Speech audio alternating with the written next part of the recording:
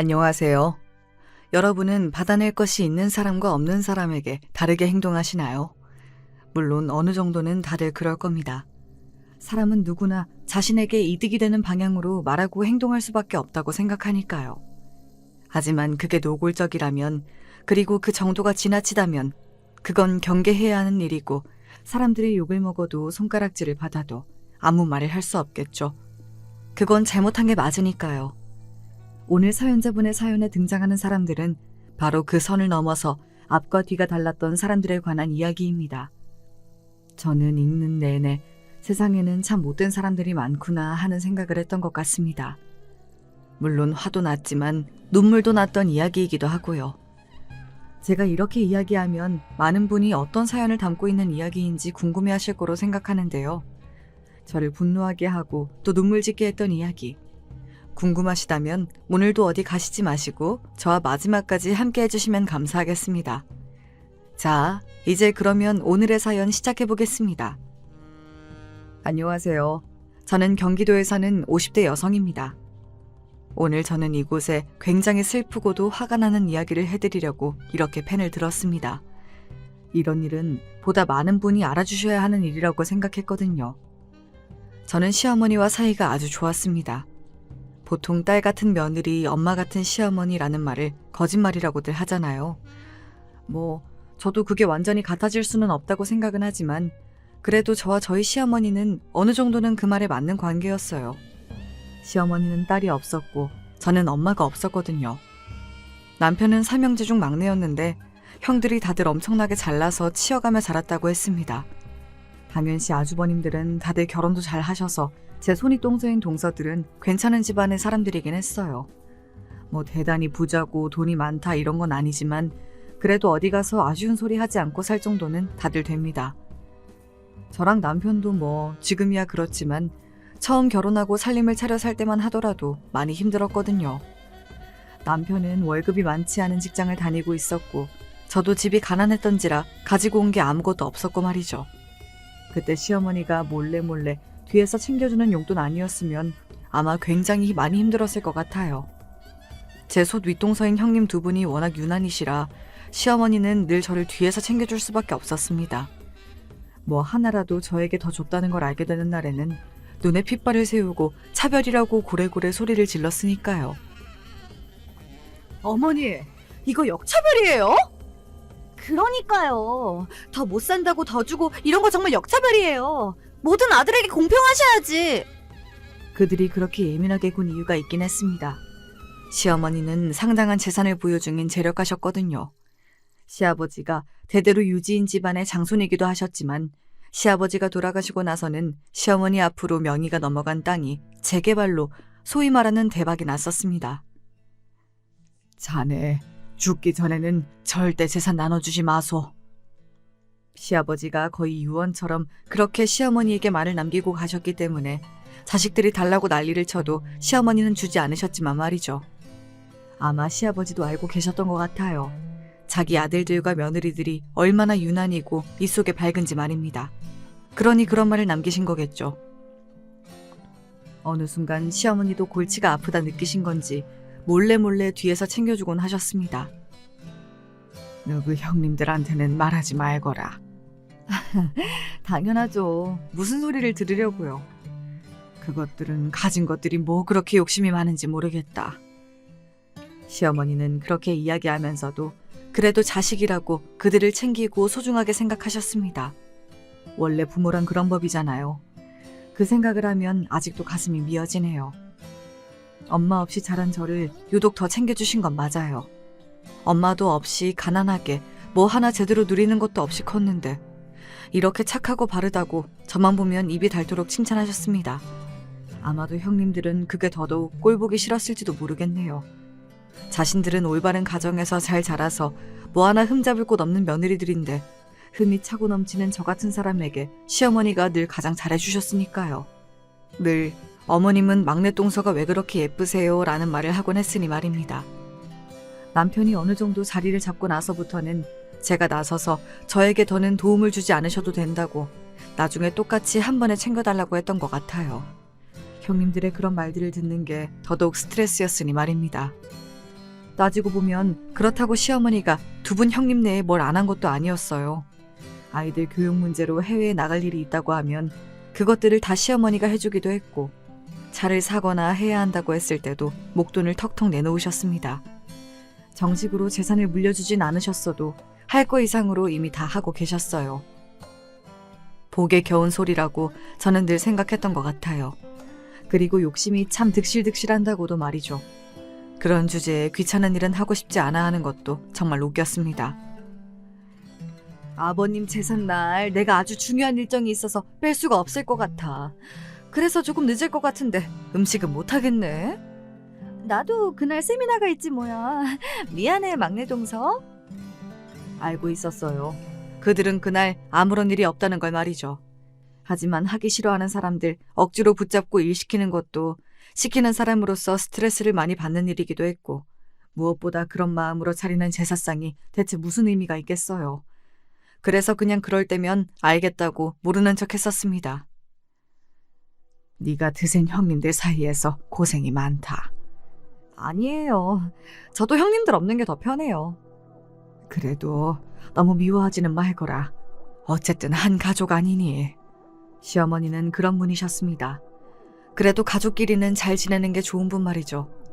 워낙 좋은 분이라 남한테 험한 소리도 잘 못하셨고, 며느리들이 자신을 귀찮아해도 그럴 수도 있다고 여기는 그런 분 말이죠. 그래서 나중에 제가 더더욱 분노를 했던 것 같아요. 그런 분에게 그럴 수 있다는 게 너무 화가 나서 말이죠. 시어머니에게 이상한 증상이 느껴진다고 가장 먼저 깨달은 것도 저였습니다. 뭐 그럴 수밖에 없긴 했어요. 다들 시어머니에게는 관심조차 없었고 자주 찾아뵙지도 연락을 해오지도 않았으니까 말입니다. 저 말고는요. 음식물 쓰레기를 내가 여기다 올려놨던 것 같은데. 그거 조금 전에 어머니가 버리셨잖아요. 내가? 생전 처음 듣는 일이라는 듯 말씀하실 때 조금 불안한 마음이 있긴 했던 것 같아요. 하지만 그날 이후로 또 당분간 멀쩡하셨었거든요. 종종 뭔가를 까먹거나 잊어버리는 일이 많으시다고 해서 남편에게 이야기를 했던 적이 있긴 합니다. 어머니 요즘 건망증이 조금 심해지신 것 같은데. 그럴 나이긴 하셔. 혹시 치매나 그런 건 아니시겠지? 설마 병원은 가보셨대? 혹시 치매나 그런 게 아닌가 싶어서 시어머니께 병원을 가보실 것을 권유했지만 시어머니는 자기는 자기가 제일 잘 안다고 그럴 일 없다고 단호하게 말씀하시더군요. 하지만 그런 일은 계속되었습니다. 오죽했으면 형님 두 분이 알아챌 정도였으니까요. 분명히 어제 전화를 하셨는데 오늘 전화를 하셔서는 정말 오랜만에 통화를 한다는 식으로 말씀하시더라고. 그래서 저랑 어제 통화하셨잖아요 했더니 엄청나게 당황하시던데? 어머님 무슨 일 있으신 거 아니지? 어머, 형님한테도 그러셨어요? 저한테도 갑자기 전화해서는 반찬 보내준다고 하셔서 알겠다고 했는데 하도 안 와서 연락드렸더니 자기가 언제 그랬냐고 하시던데? 둘이 함께 그런 이야기를 주고받더니 사뭇 진지하게 이런 결론에 도달하더군요. 치매 아니야? 아무래도 그런 거 같죠? 어머머, 어떡해! 라고 말이죠. 사실 저도 그렇게 생각은 하고 있었지만 입 밖으로는 못 꺼내고 있었거든요. 형님들처럼 치매 환자 보살피기 힘들고 뭐 골치 아프고 그런 걸 떠나 어머님이 아픈 게 싫었어요. 치매 환자들은 굉장히 많이 우울해한다고들 들었거든요. 어머님이 슬퍼하실 게 너무 슬펐습니다. 만약에 치매면 누가 모셔? 모시긴 누가 모셔요. 요양원에 보내야지. 그치? 치매 환자를 모시는 건 불가능하니까. 요즘 치매 환자 모시는 집이 어디 있어요. 자기들끼리 북치고 장구치고 난리더군요. 저는 더 듣기 싫어서 그냥 그 자리를 피했습니다. 그냥 이렇게 말하고서는 말이죠. 제가 병원 모시고 가서 검사 받으시게 할 테니까 그 전까지는 치매니 뭐니 그런 소리 하지 마세요. 그렇게 말하는 저에게 그 두 사람은 이렇게 이야기했지만요. 하여간 지 혼자 착한 척은 다 해요. 진짜 재수없어. 지가 모실 것도 아니면서 우리한테 난리야. 정말 짜증나요. 구시렁거리는 그들의 말이 저는 사실 들려오지도 않았습니다. 저 머릿속에는 오직 시어머니에 대한 걱정밖에 없었거든요. 그 이야기가 오간 다음 날 바로 시어머니에게 병원을 가보자고 이야기했어요. 그런데 시어머니의 반응이 전혀 예상하지 못했던 반응이었습니다. 내가 가서 검사해봤다. 니들도 느꼈겠지만 치매 맞아. 어머니. 제가 너무 충격받아서 입을 틀어막았어요. 그런 이야기를 덤덤하게 하시는 시어머니의 모습에 제가 정말 가슴이 미어졌습니다. 본인이 혼자 병원에 가고 검사를 받고 병명을 들을 때까지 그 모든 것을 혼자 하셨다고 생각하니 정말 너무 슬펐어요. 제가 울면서 어머니에게 이렇게 이야기했습니다. 왜 말씀 안 하셨어요? 왜요? 너 속상할까봐 그랬다. 그리고 나도 받아들일 시간이 필요했고. 저는 시어머니를 안고 울었습니다. 시어머니도 저를 안고 눈물을 흘리셨어요. 그리고는 시어머니는 저에게 이렇게 이야기하시더군요. 저는 그 말을 듣고 거의 오열했던 것 같아요. 일단은 지내는 데까진 지내보고 요양원에 들어갈 생각이다. 내가 이미 조금 알아봤어. 왜 그러셨어요? 그걸 왜 알아보러 다니세요? 혼자 요양원을 알아보며 무슨 생각을 하셨을지, 어떤 마음으로 요양원을 알아보고 다니셨는지 그 마음이 저는 상상조차 되지 않았던 것 같아요. 그저 눈물만 났습니다. 그거 말고는 할 수 있는 게 없었던 것 같아요. 그리고 얼마 지나지 않아 제가 가족 모임을 소집했습니다. 원래 형님들도 제가 다 같이 보자고 하면 말끝에 꼬투리를 잡고 늘 네가 뭔데 모이라 마라 라는 식으로 이야기하냐 뭐 그런 반응이었는데 이번에는 순순히 오더라고요. 아마 제가 무슨 이야기를 할지 다 알았던 것 같습니다. 본인들도 예상하였을 테니까요. 어머니 치매 맞지? 그치? 아닐 수가 없어. 그건 치매가 맞아. 그러면 이제 정말 요양원을 알아봐야 하나? 그러니까 그건 막내 동서가 알아보면 되지 않니? 자기들끼리 아주 그냥 이미 요양원에 보냈더라고요. 제가 한숨을 푹 내쉬었습니다. 아니, 무슨 요양원에 보낸다는 소리가 그렇게 바로 나올 수가 있어요? 그러면 뭐 모시고 살아? 어차피 막내 동서도 그럴 여유 없잖아. 그니까 자기가 모실 것도 아니면서. 제 직업을 이야기하지 않았죠. 저는 공무원이거든요. 아무래도 일을 하고 있다 보니 모시고 사는 게 힘들긴 했습니다. 큰형님은 하실 수 있잖아요. 어머머, 치매 걸린 노인을 내가 어떻게 모셔? 사실 저도 상황이 안 되는데 누군가에게 모시라 말아 할 수도 없는 노릇이긴 했어요. 그래서 회의를 소집했던 것이었는데 큰형님네나 작은 형님네 두 집 모두 시어머니를 모실 생각은 없어 보였습니다. 자기 부인들 이야기에 입을 꽉 다물고 있는 아주버님들도 같은 생각이신 것 같았고요. 누구 하나가 모시자는 게 아니라 돌아가면서 하자는 거죠. 내가 왜? 그리고 어머님 입장에서도 이것저것 옮겨 다니는 것보다 전문시설이랑 의료진 다 있는 요양원이 낫지. 맞아. 지금 착한 사람이 흉내내는 것도 정도가 있지. 그게 더 나은 거라는 걸 왜 몰라? 사서 소용없는 짓을 왜 하느냐고. 서로 모시지 않겠다고 조금의 양보도 하지 않는데 제가 뭘 할 수 있었겠어요. 그날은 아무런 소득이 없었습니다.